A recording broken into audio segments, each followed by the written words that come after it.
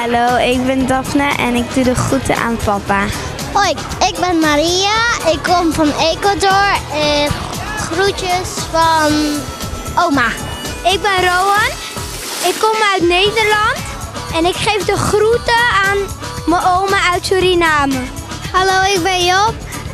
En ik doe de groeten aan mama. En dit is mijn nichtje Anne Fleur. En die doet de groeten aan tante Sandra.